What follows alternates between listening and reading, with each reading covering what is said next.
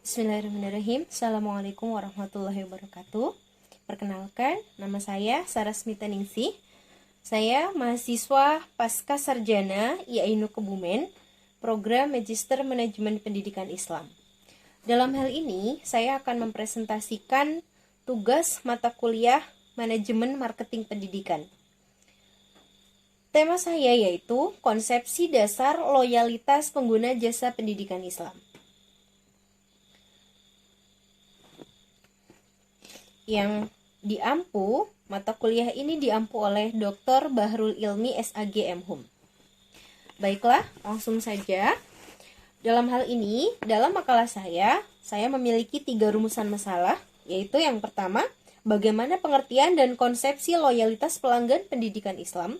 Yang kedua, bagaimana tingkat loyalitas pelanggan pendidikan Islam. Dan yang ketiga, bagaimana makna kepuasan dan loyalitas dan indikator pengukuran loyalitas pelanggan. Baiklah, pengertian loyalitas itu sendiri, loyalitas pelanggan, loyal berarti setia, sehingga loyalitas bisa diartikan juga dengan suatu kesetiaan. Kesetiaan ini timbul dengan sendirinya, yang artinya tanpa paksaan. Kesetiaan ini timbul karena ada perlakuan sikap di masa lalunya atau pengalaman di masa lalunya. Dalam hal ini, ketika pembeli atau pelanggan merasa puas, sehingga setelah merasa puas, maka timbullah kesetiaan ini. Dalam konteks pendidikan Islam atau dalam konteks lembaga pendidikan Islam, perkembangan pendidikan yang begitu cepat dan silih berganti, menjadikan persaingan antar sekolah semakin ketat, khususnya dalam menarik konsumen dan meningkatkan loyalitas pelanggan. Dalam hal ini adalah pengguna jasa pendidikan Islam. Lembaga pendidikan Islam pada umumnya bisnisnya bukan hanya sekedar mengajar saja, bukan hanya mengajar sesuai jadwal sekolah sehari-hari, kemudian ujian, kemudian lulus dan selesai. Tidak seperti itu. Namun lebih dari itu. Yakni, lebih jauh dari itu, bagaimana menciptakan siswa, dalam hal ini sebagai pengguna jasa pendidikan, dalam hal ini sebagai konsumen juga, bagaimana menciptakan siswa merasa puas terhadap layanan suatu lembaga pendidikan. Bagaimana kegiatan belajar mengajarnya, bagaimana ruangan kelasnya, ruangan kelas yang bersih, lingkungan yang nyaman dan aman, kemudian sarana prasarana yang mendukung dan memadai, kemudian perlakuan dari guru atau pendidiknya yang ramah, kemudian juga fasilitas yang lengkap, misalnya ada laboratorium, ada perpustakaan, ada lapangan, ada tempat ibadah, ada tempat belajar yang memadai, kemudian tempat yang bersih, lingkungan yang juga bersih, lingkungan yang aman, lingkungan yang nyaman, sehingga untuk kegiatan belajar mengajar, siswa menjadi nyaman dan efektif dan juga efisien.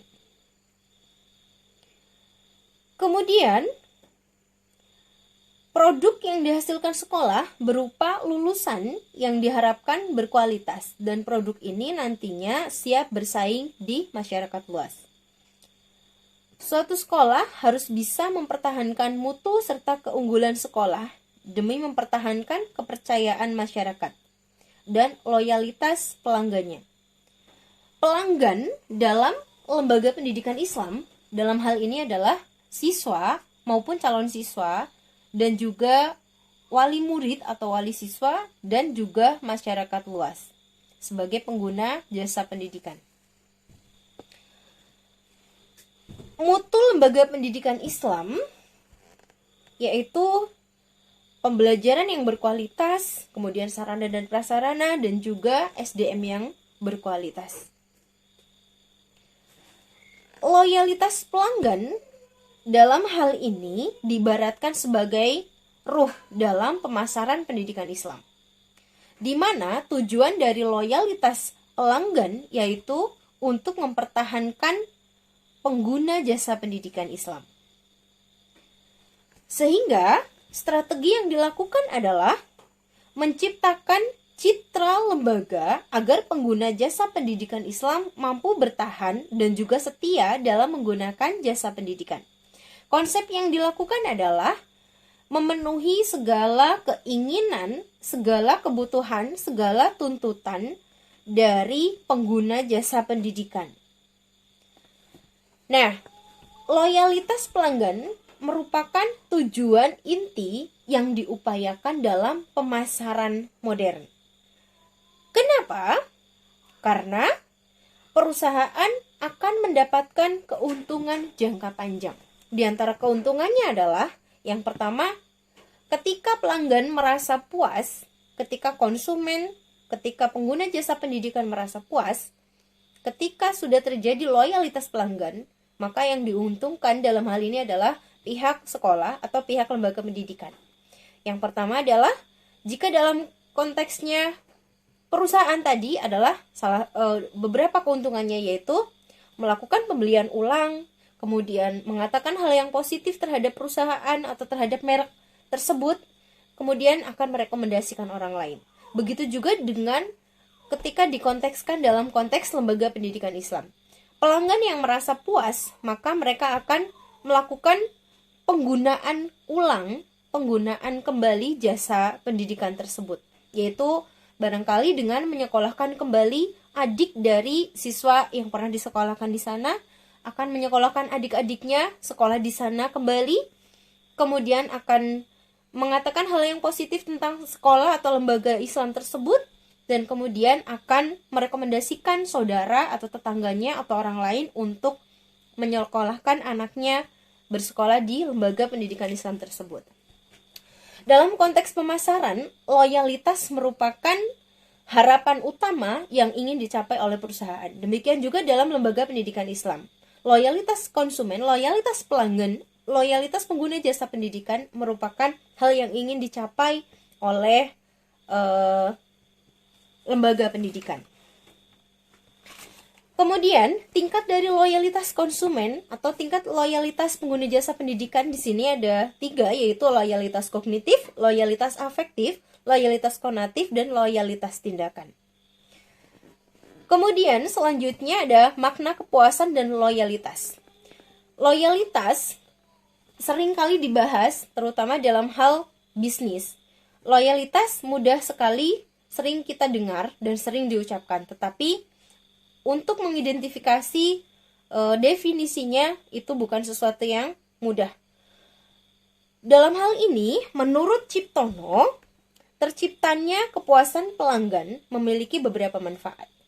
Yang pertama yaitu hubungan antara perusahaan dan pelanggan menjadi harmonis. Yang kedua, menjadi dasar untuk pembelian ulang dan menciptakan loyalitas pelanggan. Yang ketiga, rekomendasi dari mulut ke mulut yang menguntungkan perusahaan. Dalam konteks lembaga pendidikan Islam, seperti yang sudah saya sebutkan tadi, jika pengguna jasa pendidikan merasa puas, maka yang akan diuntungkan adalah lembaga pendidikan Islam itu sendiri. Yang pertama, hubungan antara pihak sekolah atau pihak lembaga pendidikan dengan pengguna jasa pendidikan atau dalam hal ini siswa atau wali siswa, hubungannya akan menjadi harmonis. Kemudian yang kedua, menjadi dasar untuk menggunakan jasa lembaga pendidikan Islam itu kembali, menggunakan ulang jasa lembaga pendidikan Islam tersebut. Mungkin seperti yang sudah saya sebutkan tadi, mungkin dengan menyekolahkan adik-adiknya, atau mungkin juga dengan merekomendasikan orang lain, saudaranya, tetangganya, ataupun masyarakat umum.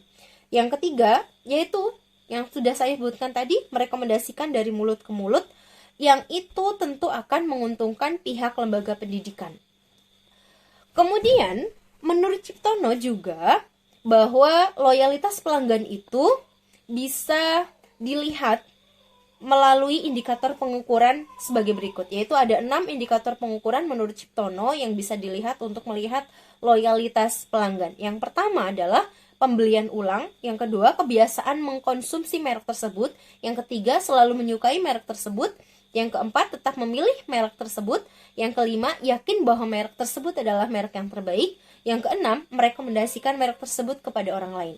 Hal ini jika dikontekskan dengan konteks lembaga pendidikan Islam, maka hampir mirip dengan yang sudah saya sebutkan tadi, bahwa ketika pelanggan atau pengguna jasa pendidikan, dalam hal ini wali siswa ataupun siswa, merasa puas dengan suatu lembaga pendidikan, maka yang akan dilakukan adalah dia akan menggunakan jasa pendidikan Islam kembali atau menyekolahkan anaknya kembali di sana, kemudian akan mengatakan hal yang positif tentang lembaga pendidikan tersebut atau tentang suatu lembaga pendidikan Islam, atau mengatakan hal yang positif tentang suatu lembaga pendidikan, suatu sekolah.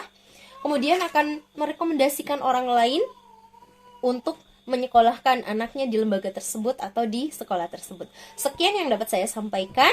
Ada kurang dan salahnya saya mohon maaf. Assalamualaikum warahmatullahi wabarakatuh.